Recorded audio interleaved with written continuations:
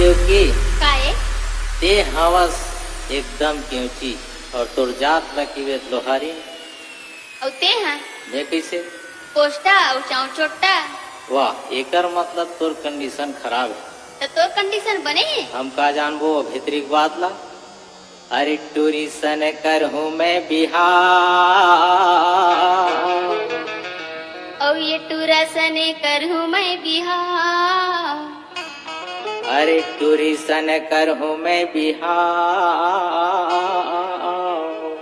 और ये टूरा सने करूँ मैं बिहार ये टूरा मोरे मन आगे